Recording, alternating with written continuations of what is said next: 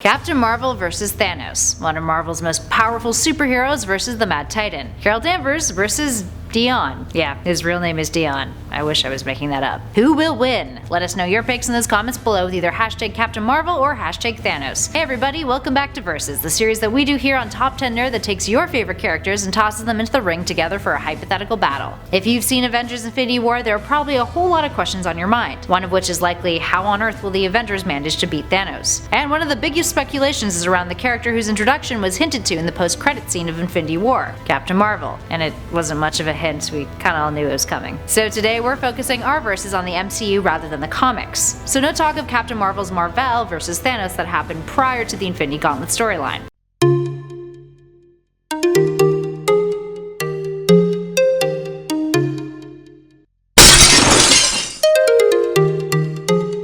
Now before we begin, let's talk about some boundaries. While we will be talking about both characters in the comics, we are specifically looking at the Carol Danvers Captain Marvel. We'll be looking at both the characters' stats in the comics to see how they level up with their MCU counterparts, mainly because, well, we haven't seen the MCU Captain Marvel and what she can do yet, or Thanos minus the gauntlet and his full power. We'll also be speculating as to how the battle in the MCU might play out. To start us off, let's talk about origins, beginning with Carol Danvers. The character has quite the interesting history. When she first debuted in Marvel Superheroes issue 13 back in 1968, she was an officer in the US Air Force and a security chief of a restricted military base. This is where she met the original Captain Marvel, Mar-Vell, a Kree alien. She would be seriously injured after an explosion in Captain Marvel issue 1 when trying to get close to Mar-Vell, and later it was revealed that the alien had saved her. She would later resurface in the 70s with the revelation that during this explosion she had received powers, leading her to become Miss Marvel. The explanation behind this was that her DNA had been fused with Mar-Vell's, causing her to become half human, half Kree. Later on in the 80s she would suffer through a terrible stint of bad writing, where she was brainwashed by Marcus Immortus, kidnapped and raped. Also, she would give birth to Immortus in a new form. Later, when her memories were restored after her encounter with X-Men member Rogue, she was angered that the Avengers let that happen with Immortus, and then she decided to shut her life as Miss Marvel altogether. She would go on to pick up the alias of Binary, a character who drew from the power of a cosmic phenomenon called a white hole. In 1998, she would return to the Avengers, but as Warbird, and eventually return to her Miss Marvel alias, until 2012, where she would take on the mantle of Captain Marvel. So,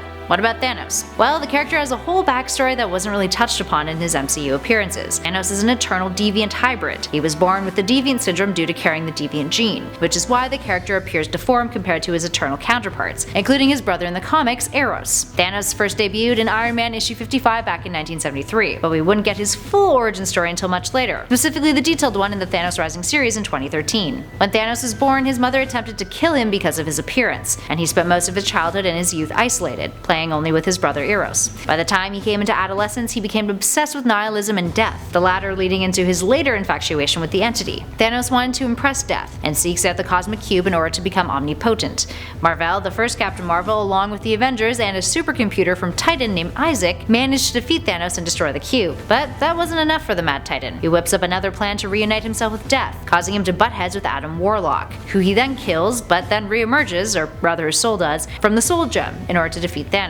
Then, Thanos is eventually resurrected and reappears before the Infinity Gauntlet miniseries, with his goal being to use the gauntlet to wield the power of all the Infinity Gems. He succeeds, and wipes out half the universe in a show of power to Death, to create balance between the number of living beings and number of dead ones. But he does eventually fail, because deep down he knows he's not worthy of such power. When he thinks he's won, Nebula nabs the gauntlet from him, which Warlock gets his hands on later, and everything is reverted. Although this isn't the last that we see of the character. He continued to seek out death and power in stories succeeding the Infinity Gauntlet miniseries, which, by the way, was also one of 3 connecting miniseries. Alright, moving on to abilities. Let's jump back to Captain Marvel. Carol's powers have varied a bit over the years. For starters, as Miss Marvel, she had superhuman strength, endurance, stamina, flight, durability, and a limited precognitive ability. Her human-Kree hybrid physiology allowed for her to resist most poisons and toxins. She had a whole other set of powers as Binary, but since we're mainly focusing on her as Captain Marvel and Miss Marvel, we'll just skip over that for now. But it's worth noting that she retains some of those Binary powers on a smaller scale. She can absorb energy and project it in photonic form, and she can survive in space. If she has enough energy resources, she can temporarily assume her Binary form, allowing her to manipulate stellar energies and control the electromagnetic spectrum and even gravity.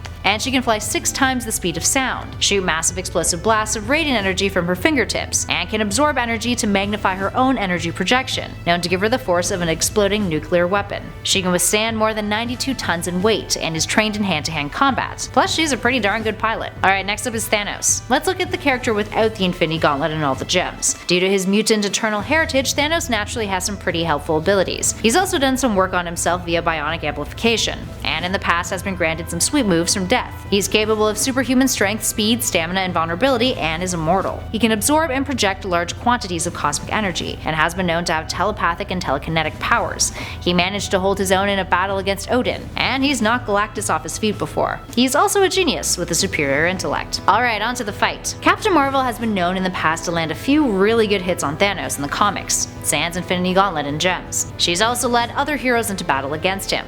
But in a one-on-one fight, while she could arguably hold her own, Thanos' ability and manipulation over cosmic energy may have her overwhelmed. That being said, she's a master tactician, and while Thanos is a super genius, his biggest flaw is his own self-doubt. On numerous occasions, he felt he wasn't worthy, or believed that deep down he wasn't good enough. This fragile ego of his could be something that Carol could use to her advantage, by using his own ego against him in battle, but she would have to have the foresight and knowledge of his ego problems in order to do so.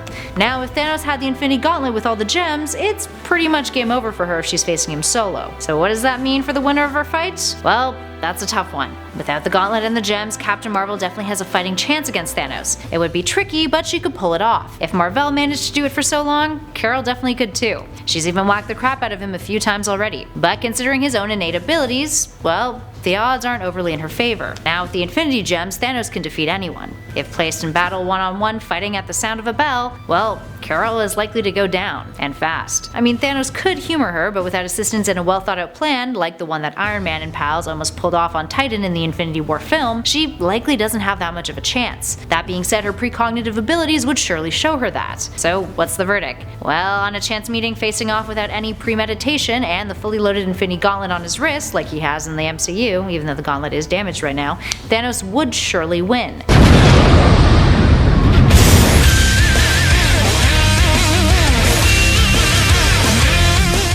But with Danvers having a heads up from Fury and perhaps the upper hand of Thanos having believed he surely won, perhaps the character's inevitable face-off, which, side note, Josh Brolin and Brie Larson have already reportedly filmed, may pan out differently. And there's a whole lot of theories on the interwebs as to how that'll go down. She could outsmart him. So, what do you guys think? Do you think Captain Marvel will be the one to stop Thanos in the upcoming Avengers film? Do you think that the character will stand a chance, or do you think that Adam Warlock will still hop into the MCU sooner than expected and work with her to put an end to this galactic threat? Share all of your thoughts and feels in those comments below. Now if you dug this video, please show us some love by hitting those like and subscribe buttons, and please check out our channel for more on the MCU and Marvel in general. We even have a playlist flashing on your screen right now with a ton of great videos just waiting for you to get your eyeballs on them. In the meantime, thanks for watching everybody. I'll catch you all in the next one.